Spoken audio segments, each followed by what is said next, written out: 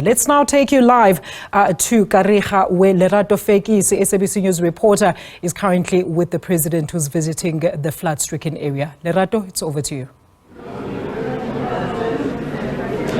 A very good afternoon. We are now at VW. You'll understand the importance of the president coming here.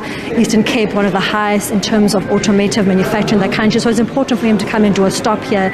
And currently is part of a briefing being done by Mrs. Bena, who is a CEO of VW. And she's currently now briefing the president about some of the work they have done despite the flood, some of the strides they've taken to assist the community, also in terms of community outreach by VW, but also important for the president to come here to hear exactly how affected was VW by these floods and what assistance can be given to them. Earlier on, the president also made a stop at a bridge, which was an accident site last week. A car actually had an accident in that specific area, and he stopped there and he spoke to the media, and he was saying that so far he is pleased with the work that's been done by both provincial and national government, saying that estimated cost of the entire damage done by the floods in Nelson Metro now amounts to 6 billion. We also are aware that the NMB municipality has asked Treasury to give them amount of 155 million rand. That will be primarily used to construct temporary sites on land that's been identified to place those that have been dispersed or destitute from these floods. The president did also say that he's giving national government exactly 30 days to move people to this land, to build temporary structures, and to ensure that those currently housed in community halls are put in areas that are more conducive, more cleaner, more close to what is being a home environment for them as they try and make solutions for them.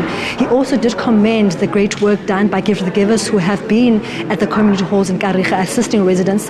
But what's also quite alarming is also the residents who are saying they still want to remain in their low-lying areas, which are actually flood-prone areas, saying that it is a risk for them to leave their homes because they fear that should the rains come again next week, what's left of their homes may be destroyed. Unfortunately, we're not allowed to be part of the media briefing, but we'll be taken to get a tour of the plant here at VW, where the president will be shown exactly the work VW is doing here in the Eastern Cape as a huge manufacturer of cars here in the country, and also after that then conduct a briefing in terms of summarizing his time here in Kariega, but saying very strongly to the premier that he's giving him exactly 30 days to put together a team that's going to make sure they turn around, they mop up when it needs to be mop up, they build temporary sites, they evacuate people from low-lying areas, and above all, they try to bring about as much tangible change to those whose life have been affected. I must say he was really warmly welcoming Kariega, the residents really appreciating his visit, saying that at least he came, showed sympathy and empathy to their pain, and I think the commitment of 30 days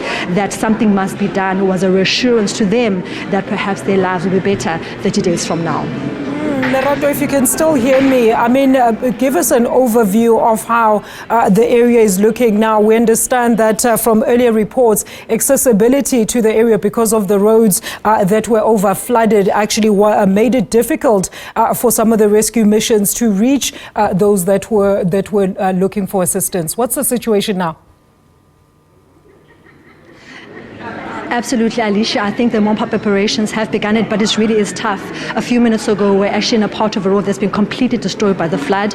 All you can see is literally rubble lying around. So I think the mop-up operations definitely need to be done at more speedily. People complaining that perhaps the turnaround time of provincial government has been very slow. A lot of homes have been destroyed, especially in the low-lying areas, especially in the informal settlements. You really walk in there and see the devastation of houses completely collapsed. We went inside a man's house where his house inside is literally still drenched in water. So the devastation is huge. The damaged infrastructure is enormous, like I said, amounting to 6 billion rand. And when you walk around Kariega, particularly, Alicia, in township areas, I mean, if you walk around in town, everything is still okay.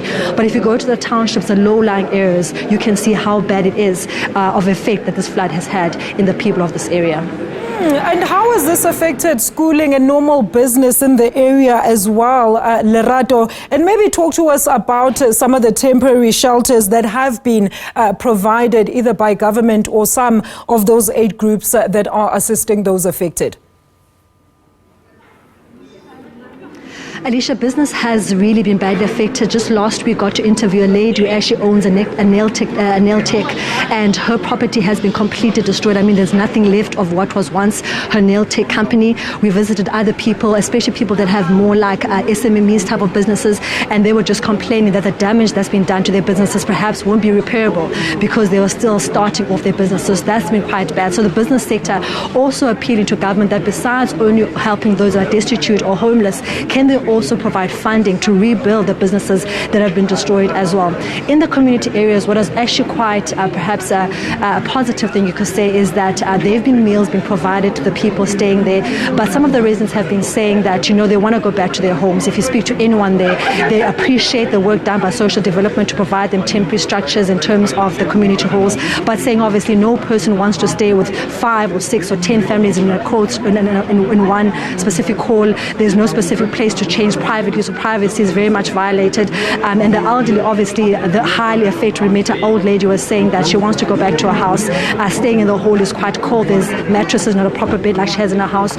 So people are really grateful, Alicia. The elderly are really grateful by saying, you know what, I'd rather go back to my home, as cold as it is, as wet as it is, but I'd rather go back there and be safe and make sure that what's left of my belongings is still there.